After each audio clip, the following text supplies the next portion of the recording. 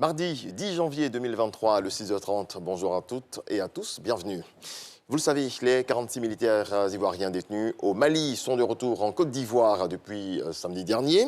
De Bamako à Abidjan, il y a eu une escale au Togo.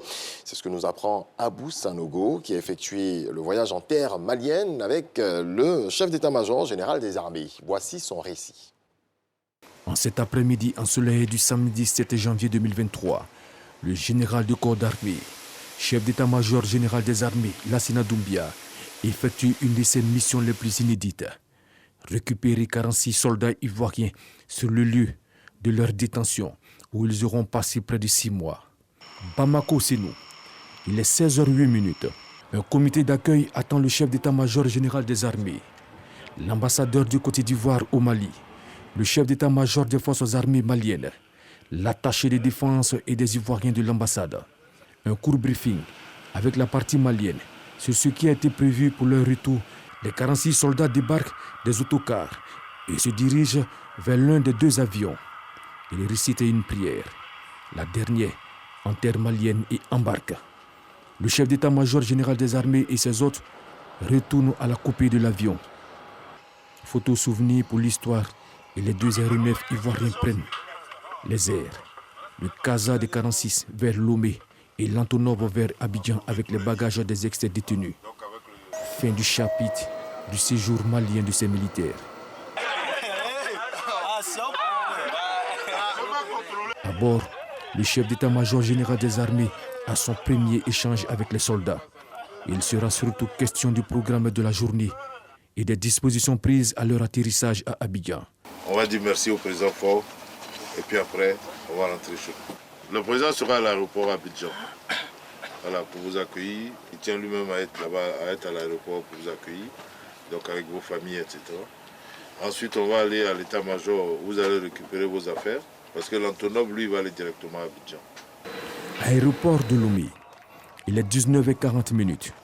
Au pied de l'avion, les ministres d'État Kandia Kamara, Téné Birema Ouattara et le ministre directeur du cabinet Fidel Sarasoro. Robert Dussey, ministre togolais des Affaires étrangères et le coordonnateur national du renseignement. Émotion de l'instant. Tout le monde est soulagé, les autorités politiques en premier.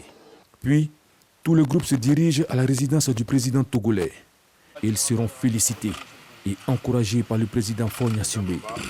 Les soldats ont enfin droit à leur premier menu non malien depuis leur mise en liberté. Pendant ce temps, les autorités politiques ont un tête-à-tête au cours duquel la médiation togolaise est saluée par les émissaires ivoiriens. Le ministre d'État, ministre de la Défense Téné Birema Ouattara, transmet la reconnaissance du chef de l'État ivoirien Alassane Ouattara. Le président Ouattara nous a demandé de venir remercier le président Faure pour l'action qu'il a menée pour que nous arrivions aujourd'hui à la libération des 46 soldats. Et il a fallu toute la détermination du président de la République togolaise pour que nous puissions arriver au résultat auquel nous sommes arrivés. Retour à l'aéroport de Lomé pour la dernière étape de ce périple. Le Casa décolle en premier, temps de vol 1h37. À 20 minutes de l'atterrissage en Côte d'Ivoire, les dernières consignes sont réitérées par le chef d'état-major général des armées. Donc quand vous allez arriver là, ça se voit que les familles vont venir vers vous. Et le président va attendre un moment pour vous permettre de vraiment embrasser vos femmes et vos enfants. 23h48, aéroport international Félix Houphouët-Boigny. Le colonel Anouma Constant fait ouvrir la porte du Casa CN 295.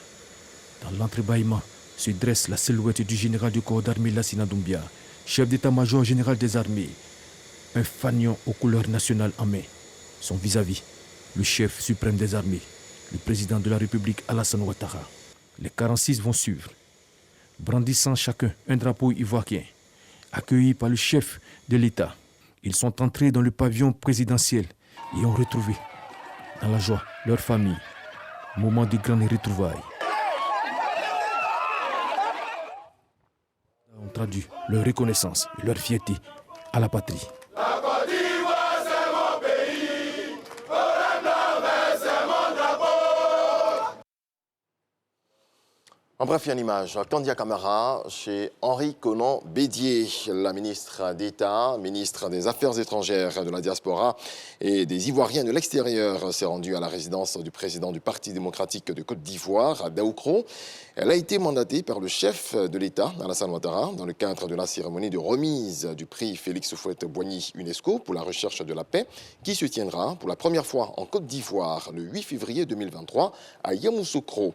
Kandia Camara, qui est arrivé aux environs de 12h13 à la résidence du Sphinx, a eu un entretien avec le protecteur du dit prix, qui est le président Bédier.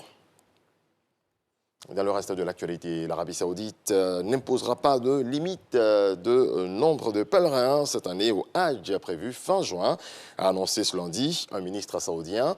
Après 3 ans de restrictions liées à la pandémie de Covid-19, le nombre de pèlerins reviendra à ce qu'il était avant la pandémie sans aucune limite d'âge, a déclaré le ministre du Hajj, Taoufik Al-Rabia, lors d'une conférence de presse à Riyad.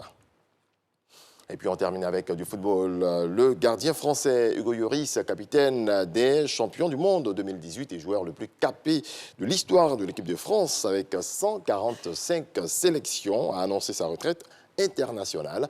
Dans un entretien au quotidien sportif, l'équipe publié ce lundi, le portier français a 36 ans. Il a joué pendant 14 ans pour l'équipe de France. Voilà qui marque la fin de ce point de l'actualité. On se retrouve à 7h. Voilà, merci à Régis Kofi. Régis Kofi, bon, Cristiano Ronaldo, lui, c'est pas pour maintenant la retraite internationale. Non, c'est pas pour maintenant. Il y a l'Euro et puis peut-être le mondial.